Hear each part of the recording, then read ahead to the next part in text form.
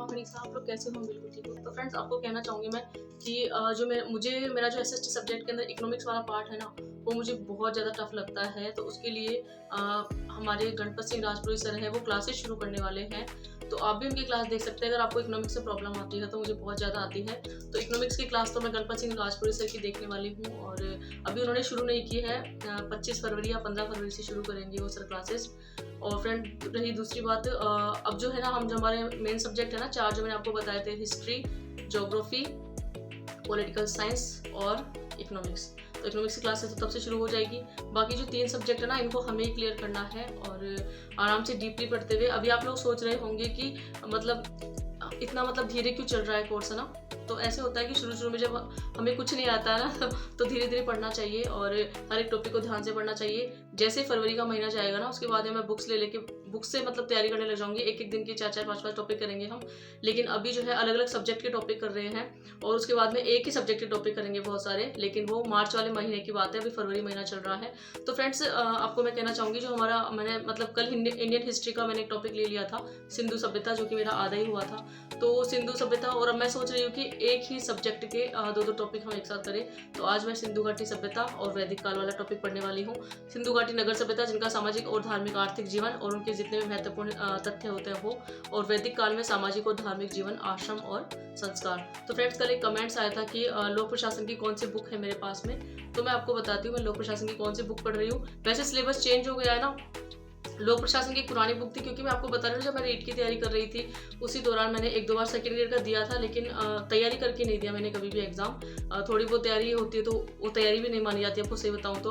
अगर किसी चीज़ में हमें सक्सेस पानी है ना, या फिर जो भी हमारा गोल है वो हमें पाना है, तो हमें उसके लिए पूरे मनोयोग से पढ़ना पड़ता है। ये नहीं कि जब सेकंड ग्रेड का एग्जाम आ जाए तो सेकंड, और थर्ड का जाए तो थर्ड। इस तरह से मेरे साथ हुआ था पहले, क्योंकि मैं थर्ड ग्रेड पर ज़्यादा ध्यान दे रही थी शुरू से ही। और अब जब वो एग्ज़ाम थोड़ा हो चुका है, और हमारे पास में अच्छे से 5 महीने हैं तैयारी करने के, कि क्यों ना हम अपनी बेस्ट परफॉर्मेंस दें सेकंड ग्रेड के लिए। तो फ्रेंड्स लोक प्रशासन की जो बुक है वो नई लेके आई थी मैं, जो सिलेबस चेंज हो गया उसके लिए। और अभी तक मैं सेकंड ग्रेड की सारी बुक नहीं लेके आई हूँ। मेरे पास में लोक प्रशासन की बुक है, और इंडियन हिस्ट्री की बुक है, और दर्शन शास्त्र की है, और वर्ल्ड ज्योग्राफी है। इंडियन हिस्ट्री की मेरे पास में पुरानी बुक है, आर्य पब्लिक कौन सी है वो, भारतीय इतिहास की बुक है, आर्य पब्लिकेशंस की है ना, वो वाली बुक है मेरे पास में। आपको बुक के बारे में तो मैं आराम से बता दूंगी, लेकिन किसी ने मुझसे कल पूछा था लोक प्रशासन की बुक के लिए, तो चलो आपको मैं बताती हूँ लोक प्रशासन की कौन सी बुक है मेरे पास में।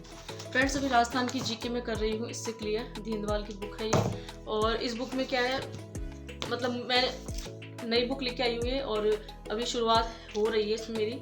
आपको बताया था मैंने इसमें राजस्थान का एकीकरण, प्रजामंडल टॉपिक, और मैंने इसमें 1857 की क्रांति, 3-4 टॉपिक पढ़ लिए हैं। तो फ्रेंड्स ये है लोक प्रशासन की बुक, जो आप पूछ रहे थे कौन सी मेरे पास में। ज़्यादा बुक नहीं है मेरे पास में सेकंड ग्रेड के भी, जो भी सिलेबस चेंज हुआ था ना उसके अकॉर्डिंग 25 सितंबर 2025 को जारी नवीनता पाठ्यक्रम के अनुसार है ये। सुगम की बुक है ये, लोक प्रशासन की, चवन प्रकाशन, जयपुर।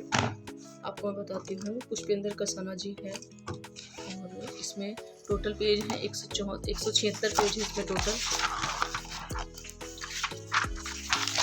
फ्रेंड्स इसमें 175 पेज है टोटल, आप लोग देख सकते हैं। तो ज़्यादा मोटी बुक नहीं है ये, लेकिन वैसे इसमें पढ़ने में टाइम इसलिए लगेगा भी हमें शुरू में, क्योंकि थोड़ा सा मुझे तो इसमें कुछ आता नहीं है, हो सकता है आपको इसमें आता हो, लेकिन मेरी तो ये शुरुआत ही है। क्योंकि पहले मैंने पढ़ी थी सेकंड ग्रेड के लोक प्रशासन में, ये सब थोड़ा बहुत एग्जाम दिया था तब, लेकिन अच्छे से पढ़ाई नहीं की थी जिस तरह से मुझे अब पढ़ना है डीपली बिल्कुल। और जिस तरह से एग्जाम में क्वेश्चन आ रहे हैं उसी तरह से हमें पढ़ना है। तो फ्रेंड्स इसमें क्या है, जैसे सारे टॉपिक, जैसे पूरा चैप्टर है ना, टॉपिक पूरा क्लियर हो जाता है ना, उसके बाद में परीक्षा की दृष्टि से क्वेश्चन किए हैं।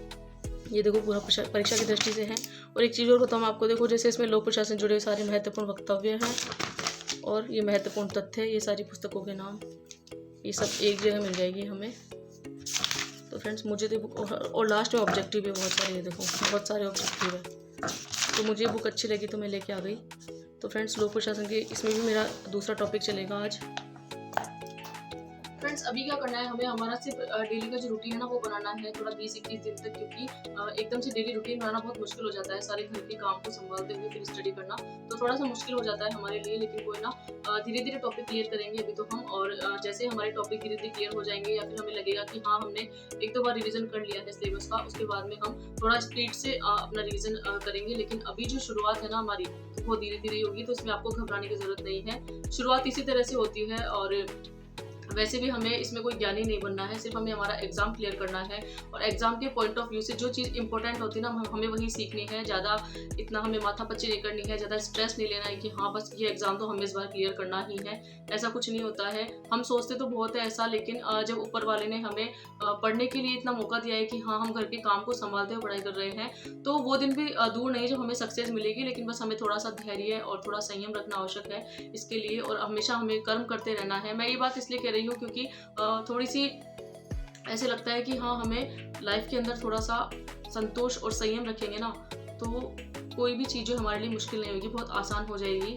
तो बस आप भी इसमें घबराना मत कि हाँ मेरे 1-2 टॉपिक ही क्लियर हुए हैं अभी, और जिनको भी अभी जो शुरुआत कर रहे हैं ना मेरे साथ में टॉपिक पढ़ सकते हैं। मैंने बता दिया आज मैं इंडियन हिस्ट्री के 2 टॉपिक पढ़ने वाली हूँ, सिंधु घाटी सभ्यता और वैदिक काल वाले पूरे दोनों टॉपिक क्लियर करूँगी। और इसी के साथ में राजस्थान की जो हिस्ट्री है उसके मैं 1857 की क्रांति, राजस्थान का एकीकरण और राजस्थान के प्रजामंडल, इन टॉपिक को मैं रिविजन करूँगी।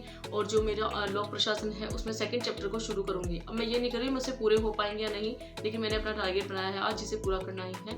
और आधा हो गया तो भी कोई दिक्कत नहीं है, हम कल कर लेंगे। लेकिन अभी हमारा सबसे फर्स्ट जो काम है ना वो यही है कि हमारा जो डेली रूटीन है ना, जो हमारी नियमितता है वो डेली इसी तरह से बनी रहे, हम पढ़ते रहें। तो फ्रेंड्स फाइनली आई होप आपको मेरा ब्लॉग अच्छा लगा होगा। अच्छा लगा शेयर एंड सब्सक्राइब कीजिए।